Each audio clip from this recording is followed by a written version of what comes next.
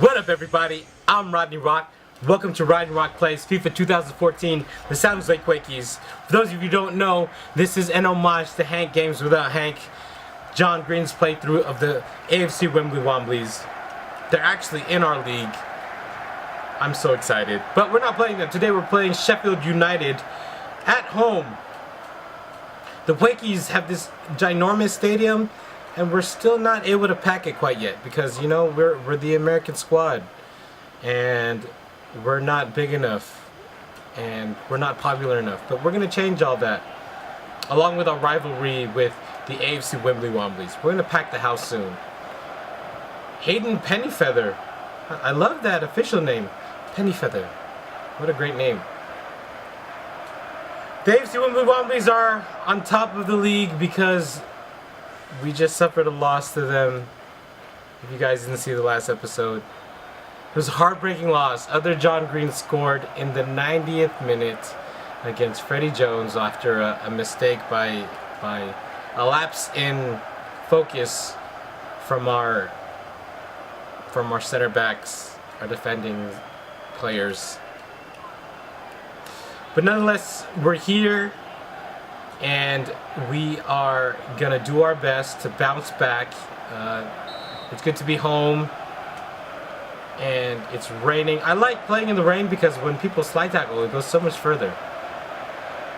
And hopefully we'll do our best. Today, I want to talk to you guys about my favorite movie turned book, The Fault in Our Stars. I love movies. If you guys don't know this, I love movies. And I love romances. I love good love stories and a good cry. And spoilers for this video. Spoilers. I apologize if you guys are really want to watch and haven't watched the movie yet. But man, did they do a good job of staying true to the tone of the book. Well, one thing though that I was unsure about was the fact that Hazel Grace, when she talks about an imperial affliction, he leaves his phone number in The Price of Dawn, and he's the eager beaver. And she has to say patience, grasshopper, you don't want to seem too eager. But in the movie, she's portrayed as waiting by her phone, brushing her teeth, and looking at her phone, waiting for him to text back. And I don't know about that. But it was a choice that although departed from the book, it still worked out just fine for the rest of the movie. The movie definitely had me crying. I watched the movie twice. I watched it first for during an oh my gosh, off the post. I watched the movie for an early. Wow, what a pass by Freddie Jones to Dominic Zapata. He's good. Oh, he can't get a shot off. Where's the penalty, ref? Where's the penalty? He got knocked down, ref. Oh my gosh, an injustice has occurred. Oh man, my voice is getting a little wrecked because I get so into these games, and I'm filming them all in a row because if you guys don't know, I'm going to VidCon. VidCon in 7 days. Man, we're trying to. Dominic Zapata is really fighting right now. He's fighting. He's gonna get a goal. There he is, right at the top corner. He said, "Get it. They're gonna hound me all day long. They're gonna hound me, but I'm still gonna get a goal in." Dominic Zapata, tenacious man. He's a tenacious man. Oh, and a great goal by Dominic Zapata. Hugged by his cousin very at the end there, double R. Oh man, that was a great placement for the goal too. Just worked it in through sheer grit. Okay, so yeah, we're talking about The Fault in Our Stars before that beautiful goal.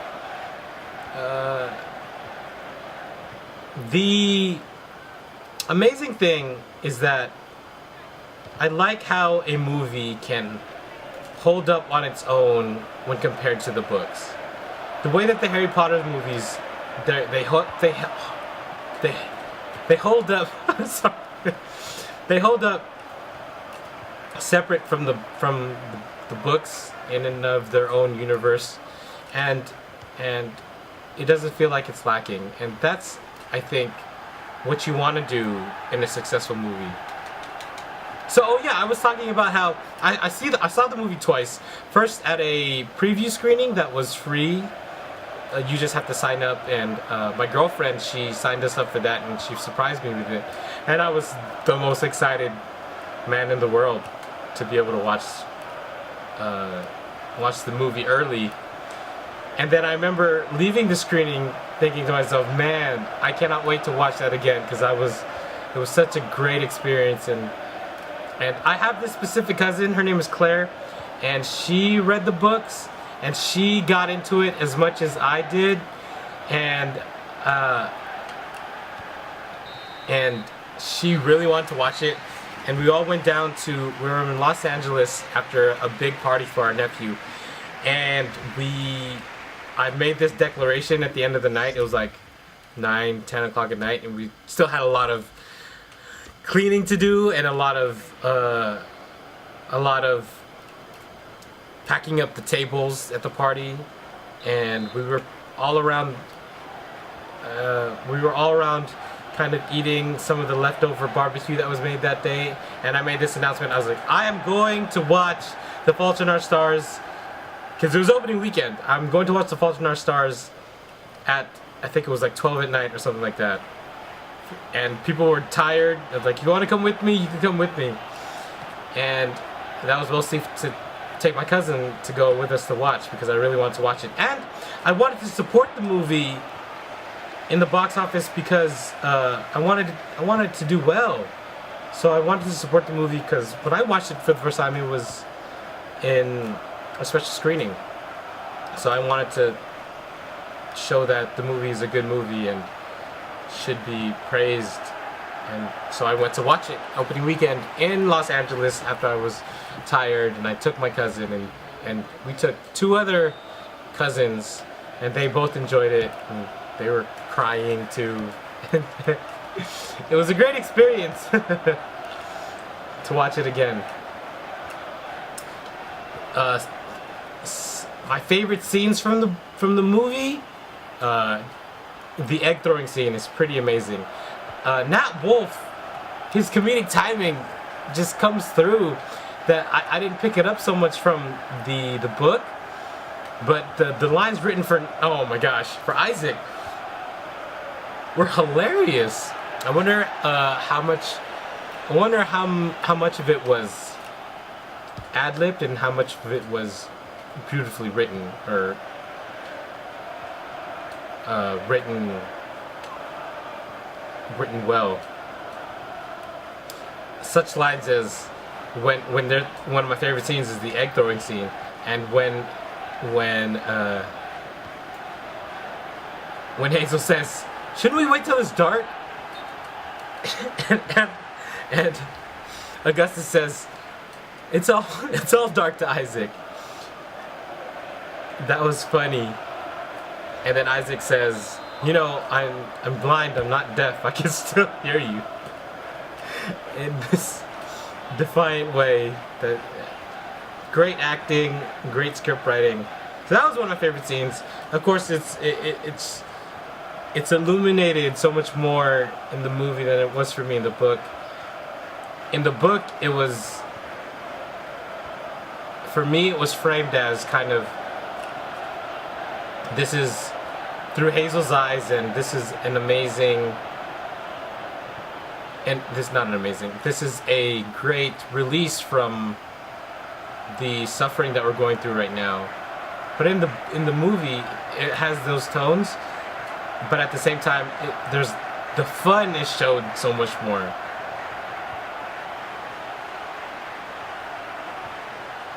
Although in the book, oh my gosh, in the book, there's that line where she takes a picture, and it's the last picture she took of Augustus,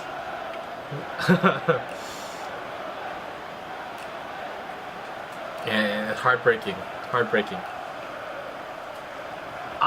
One of the stories I have about The Fault in Our Stars is when I was first reading the book. I had several copies of it, like on my phone and on my computer, and I couldn't get enough of it. And I would find myself constantly wanting to read it. And one of those offsides. And one of those times was at the gym.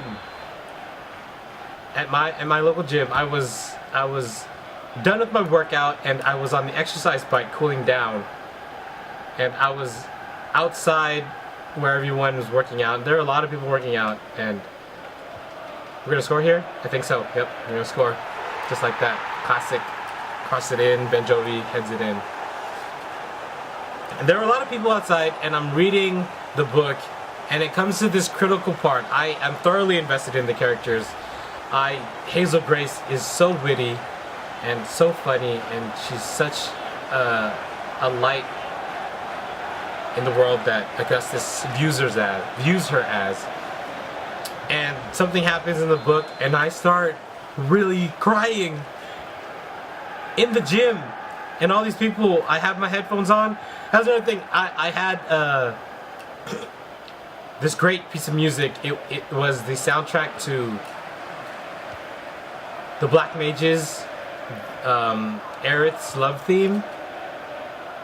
If you guys don't know that story, that's a great story. And we're gonna. Oh, I thought we were gonna score again, but hit the post. Aerith's love theme, and that was playing while I was reading the book. So it was this beautiful love theme, and then the words and what happened, and I started crying in front of all these people at the gym on the exercise bike. It was not my manliest moment, but I'm certainly proud of the moment nevertheless.